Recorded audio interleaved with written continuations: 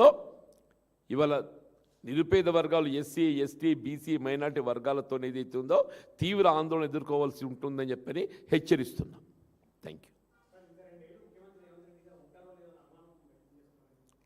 కరెక్టే కదా, రాహుల్ గాంధీ గారికి ఇంతవరకు కూడా ఇక్కడ తెలిసి రాలేదు ఇక్కడ జరుగుతున్న పాలన ఎట్లుందని చెప్పని. రాహుల్ గాంధీ గారికి ఏది ఇస్తుందో తెలంగాణ రాష్ట్రంలో జరుగుతున్న పాలన ఏ విధంగా కొనసాగుతుందో తెలిసి రాలేదా? ఆనాడు ఏదైతుందో ఆయన వరంగల్ డిక్లరేషన్ రైతు డిక్లరేషన్ చెప్పి వచ్చిండా 2 లక్షల రూపాయలు రుణమాఫీ చేస్తామని చెప్పని ఏ మేరకు అమలిందో వారు గమనించిందా? ఇవాళ ఏదో పెట్టుబడి రాయితీ ఇలా గతంలో ఉన్న బీఆర్ఎస్ ప్రభుత్వం ఏదైతే కేవలం ఎకరా 10,000 ఇచ్చింది, మేము వస్తే 15,000 ఇస్తామని చెప్పింది రాహుల్ గాంధీ గారు. దాన్ని పరిశీలిస్తాడు కదా, నువ్వు ఏ మేరకు దాన్ని అమలు చేసినవే, ఏ మేరకు అమలు చేసినావు చెప్పంటున్నాను నేను. నిరుద్యోగ యువతకు ఏదైతుందో మొదటి సంవత్సరం 2 లక్షలు ఇస్తా అని చెప్పి, రెండో సంవత్సరం 1 లక్ష ఇస్తా అని చెప్పని 3 లక్షలు 2 నెలలు గడిచిపోయింది కదా.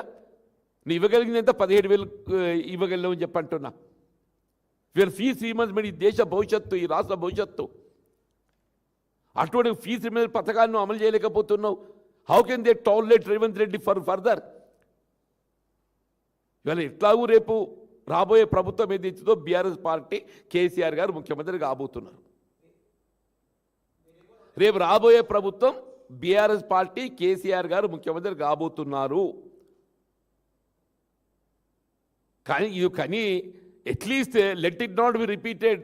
మీకు అప్పుడు 94 అని రిపీట్ కాకుండా చూసుకోవద్దా? రేవంత్ రెడ్డి గారు కొనసాగినట్టు ముఖ్యమంత్రిగా 94 రిపీట్ అవుతుంది, 94 రిపీట్ అవుతుందని చెప్పంటుండే.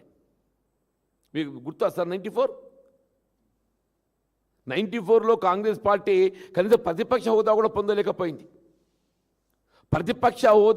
పొందలేకపోయింది. రేపు రాబోయే శాసనసభ సాధారణ ఎన్నికల్లో వీళ్ళ బీఆర్ఎస్ పార్టీ కేసీఆర్ గారు ముఖ్యమంత్రి కావడం తథ్యం.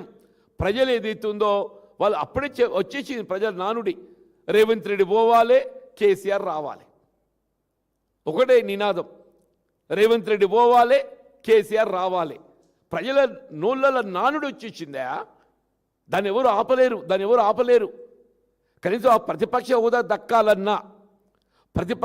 దక్కాలన్నా ఇవాళ రాహుల్ గాంధీ గారు పార్టీ మరి ఏమైతే తెలియదు, ఆయన ఏం ఆలోచన చూస్తుండో.